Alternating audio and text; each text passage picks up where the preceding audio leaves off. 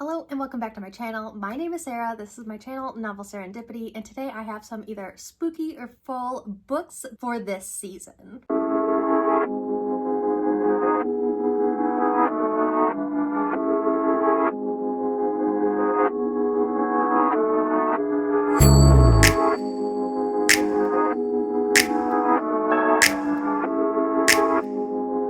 I have a total of 10 books I want to talk about, and so let's get right into it. The first one is a semi-recent read for me. I read it earlier this year, and that is Forest of Souls by Lori M. Lee. I really enjoyed this book. It focuses more around friendship than romance. I don't even think there's a romance in the first book, though I could see where the second book could introduce one. But this book is centered around a friendship, death, resurrection, and a very creepy forest with spiders, and yeah, it's just political intrigue and just a really spooky vibe. The next one is a debut from the author, though the trilogy is now finished, and that is The Supremacy Witch by Marian Mavis. And I really liked this book. It was about a 3 or 4 star for me, but it was a really enjoyable debut book. It is self-published, and I have been wanting to read more self-published books, and this one was just really well done. It basically follows a young witch who's supposed to be the strongest of her kind, but she is cast out of her covenant of witches per se by her mother, and things kind of go from there. It plays with the idea of light magic and dark magic, good and bad, that gray area in between things that are black and white, and how things are just a lot more complicated than a lot of people like to admit. This gives you really spooky kind of witchy vibes, which I really enjoyed, and the magic system and aspects of how these witches kind of came to be or how they're born and the different magics that they possess is just really unique for this type of YA fantasy. Next is Gravemaidens by Kelly Kuhn. This is also a book that I've recently read this year, and this one is,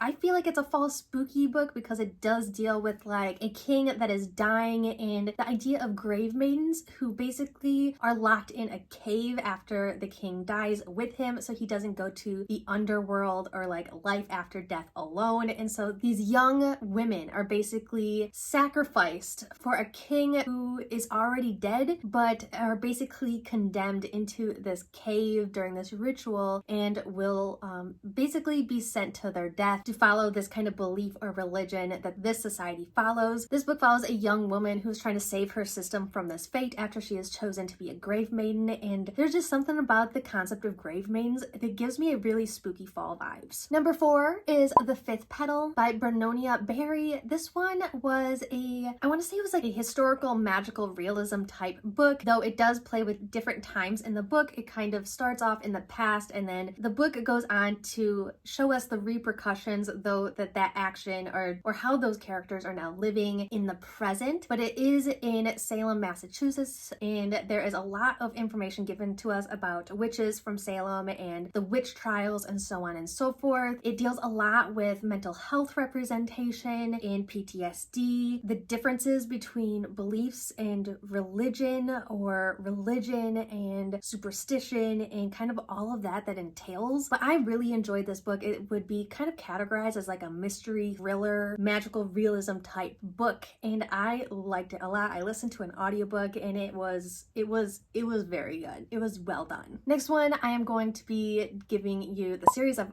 Unfortunate Events by Lemony Snicket. There's something about these books that give you really spooky vibes. They are dark, and there's that mystery aspect, and you never know quite what's going to be happening. I won't say a whole lot about this. It does follow 3 siblings who are just really unfortunate, especially after their parents die and everything after. The audiobook for at least the first book, 'cause I've only actually technically read the first book, was very well done. There's sound effects, there's different voices, and the narration was fantastic. And I just highly recommend it if you want a deep yet fun middle grade kind of spooky Halloween-esque vibe book. So here's this one. Next is The Beautiful by Renee Attia, and this one I went into it the first time expecting kind of what the marketing kind of gave us, and then I got something else, and it made me a little disappointed with the book. I do want to reread the first book so I can finally get to the second book, and this one does follow a young woman who travels from, I think, Paris to New Orleans. It is a historical fantasy. New Orleans, and she is kind of caught up in this dark underworld type book. There is dark creatures and a dark mystery going on. There's deaths, there's vampires, and she doesn't really know what she's gotten herself into. This book fits the fall spooky vibe very well. Like it is just a good book for that. Next is a book by my favorite author, and that is What She Found in the Woods by Josephine Angelini. This one was really well done. This is different from Josephine Angelini's two trilogies, the World Walker trilogy and the Star-Crossed trilogy. And what we are given is a kind of mystery thriller typed book. We don't know what's going on. We don't know basically right and wrong. And it deals with a lot. It deals with mental health and depression and has a lot of really dark themes that I think is great for this season, but also deals with these really tough topics and themes in a really respectable way. And there's just something about this book where like by the end of it, I was like, mind blown. And for this being a different book than Josephine Angelini has given us in the past, it was just really well done, and I'm really glad that she gave us something a little different, even though I love her fantasy series. Next is going to be Bonecryer's Moon by Catherine Purdy. I can't believe I still haven't gotten to the second book, and I own it. And I loved this first book, and basically this follows a group of women who get their magical power from, I think someone from like the underworld or something like that, but how they kind of, that exchange is they have to murder, kill their like one true love, and it gets a little dicey from there. It follows a young woman who, if I'm not mistaken, goes with her friend to kill her true love, and I think they run into someone else, and like all plans are just kind of derailed at that point. But there is a hint of something going on from the underworld. There is like a gate of some sort that like leads there or somewhere else. There is death and murders and, you know, killings of one true love. And if that's not spooky enough for you, or at least gives you that like sense of spooky at least a little bit, I don't know what to tell you. Next we have The Chalk Man by CJ Tudor. This one was one of the first like mystery thrillers I have ever read. I listened to it via audiobook a couple years ago and I was impressed. But it follows kind of two separate times. One is 1986 and one is like 2016 if I'm not mistaken. And in the past there was a group of kids, and how they communicated with each other were little chalk men, and for some reason, somehow these chalk men in their childhood or adolescence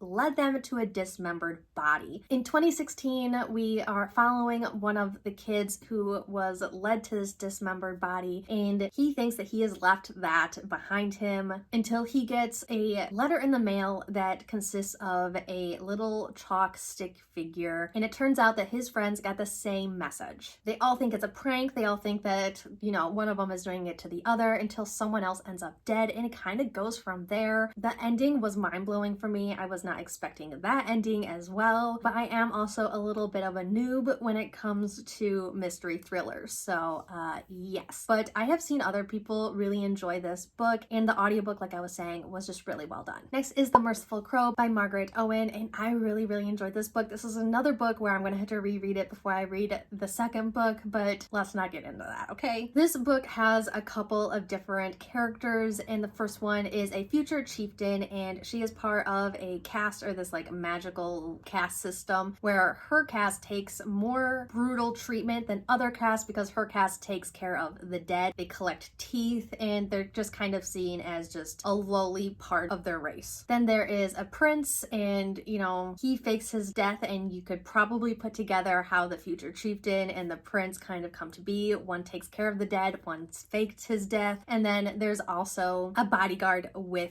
the prince. So we have someone who collects the dead and teeth. That's creepy, which is spooky, you know? And yeah, so there's like political intrigue. Why is the prince faking his death? And what happens when a prince and someone from a very low caste who collects teeth of all things meet? And the magic system was just really unique, and something that I haven't seen a lot done. And I'm really excited to reread this first book so I can finally read the second. If I'm not mistaken, it is a duology. And there we are. Those are 10 books. I tried to pick some that probably aren't picked in a lot of other videos, and there are some that you've probably seen in other recommendation videos for fall and spooky season, especially this year, but I did try to include some that either maybe haven't been mentioned in a while, or maybe maybe ones that haven't been mentioned at all. So I hope you got some new recommendations, and I really enjoyed all of these books, even though I didn't give them all 5 stars, and I hope you enjoy. Please let me know what your favorite fall or spooky book is. I don't read like horror, I don't watch horror, but I do have books obviously that fit into fall or spooky. So this is what this list is, and I wanted to get a book recommendation video out there in between my Japan content. So I hope you enjoyed this video. Please like, comment, and subscribe down below. If you haven't already, hit the bell button because I'm kind of uploading sporadically and I don't want you to miss anything. So I will see you guys all later, and I am going to check out from my Tokyo quarantine hotel. If you want to see my vlogs of me quarantining in Narita Airport near Tokyo, you can find those videos on my channel page, and I hope you enjoy.